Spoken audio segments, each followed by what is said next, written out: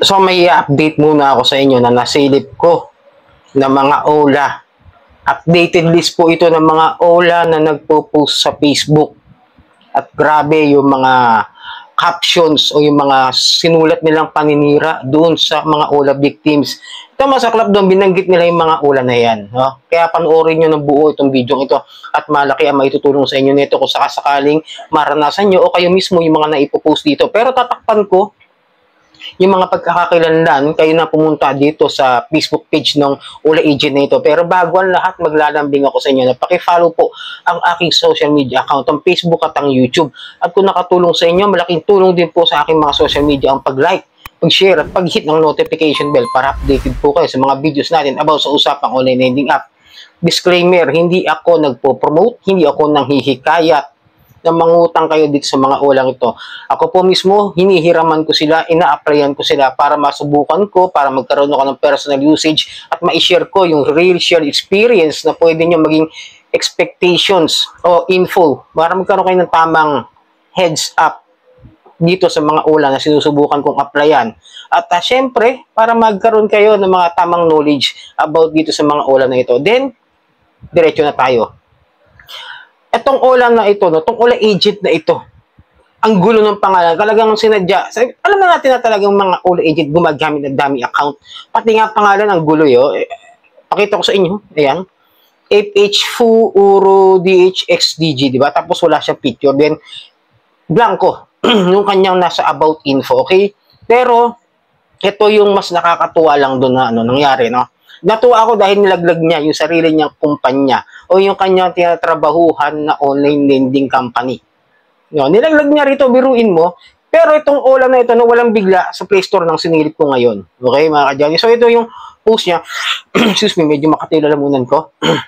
Kami ay nakikiramay sa takpan natin pagkawala ng aming client na si pangalan, tapos cellphone number. Ito pa yung kasunod na binanggit niya, sa pamilya at kaibigan, sa mga nais na magbigay ng tulong, maaring pakitawagan ng kanyang numero at makiramay.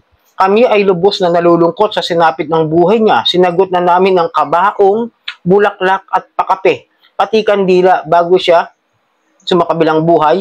May habilin siyang kayo daw ang singilin dahil ikaw ang magbabayad ng utang niya, ang kapal ng muka, di ba? Ginawan mo na ng kwento, nang scam pa siya.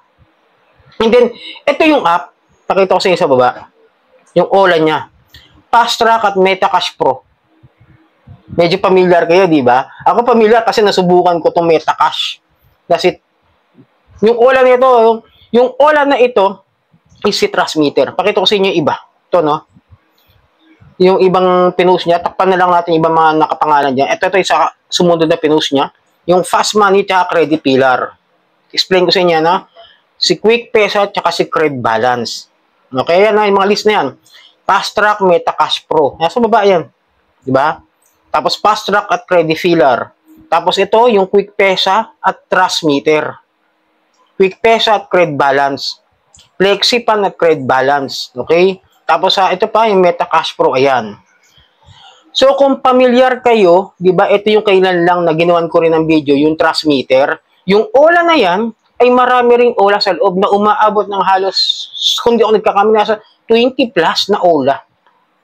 Ngayon, nung sinilip ko sa Play Store, ngayon lang, wala. Deleted siya sa Play Store. Hindi ko siya makita kahit dito sa Vivo phone ko, wala siya. Hindi ko siya ma-download, hindi ko siya makita. So, kung kayo may mga utang dito, no, payo ko lang sa inyo, it is better na ito ang i-screenshot ninyo. Tapos kung kayo mismo yung biktima, agad-agad lumapit na po kayo sa PAOK. Mas malaki ang tsansa na ito talaga mapansin. Lalo na kung medyo marami kayo nakautang dito kay Transmitter tsaka kay Metacash, no? Yung pangalan nun, yung Cred Balance, yun wala. Yung Transmitter, yung Cred Balance, papalit-palit lang yan, papalitan. Pag nawala yung isa papalit. Tapos andun lahat ng mga OLA na yon para mas maganda, yan ang ma-reklamo at ma-file ng complaint. Dahil ang tibay ng ebidensya, at actually may mga picture ito sa baba, hindi ko na napapakita sa inyo para doon sa karapatan ng mga na-post. Ngayon, yung link nito, ilalagay ko doon sa description. Puntahan nyo, ha? Kasi minsan, mahirap hanapin dahil nga yung pangalan niya ang gulo. Talagang sinadya niyang gawin niya para hindi agad siya matrace. Pero dahil nga, makalikot tayo, makalkal tayo sa mga pages, ng mga OLA victims community pages, nahanap natin ito. Okay? At yun nga, ito, papaalala ko sa inyo, grabe siya. Di ba? Pero mo, no? Ang kapal na mukha itong OLA agent na to, kami ay lubos na nalulungkot sa sinapit ng buhay niya. Sinagot na namin, no? Kapal na mukha, sinagot na raw yung pangkabaong, bulak at pakape, pati kandila. Sigurado ba siya? Di ba? Kung parang ginawan ng kwento, tapos in-scam yung mga kaibigan, kamag-anak, mga Facebook friends, lahat ng mga number na nakuha nila doon sa contact nung kanyang phone, nung nangutang. Pero tingnan nyo rin yung mga utang. Hindi ganun kalalaki. Tingnan ko yung mga utang, silipin natin na medyo may malaki-laki, talagang nagulat din ako na nagbibigay pala sila ng ganun kalalaking halaga. No? Ito yung 3,000 lang, yung una. Tapos, excuse me, another 3,000. Tapos ito may 12,000, medyo malaki talaga to. Medyo mahihirapan bayaran dahil nga lagpas sa 10,000. Na kung mas maganda, 15% lang, 10,000 pababa. Nagbibigay pala sila, no? Doon ako nagulat, maaring kwento lang to para makapanakot. Tapos yung sumunod, 7,000. At yung isa pa ulit, 3,000. Isa, 8,600. Medyo pasensya na talaga kayo sa, ano ko, alalamunan ko. Isa, 2,500. Another 3,000. Tapos 5,400. Di ba? Samantalang ako nung nag-apply sa kanila, hindi man lang ako ma-approve sa 1,000. Umay. Ganun sila, di ba? Bagay kasi ano ako ginagamit ko talaga lahat ng tunay kong info. Maring sa mga, sabihin ko ng marami kasing OLA dito sa cellphone ko Kasi syempre, pagka nag-allowed tayo na ma-access yung mga phones, nasisilip nila kung marami kang naka-download ng mga online lending apps dyan. Lahat na naka-install. Yun ang mga isa sa mga bagay na sinisilip nito mga OLA kung bakit tayo madalas nare-reject din.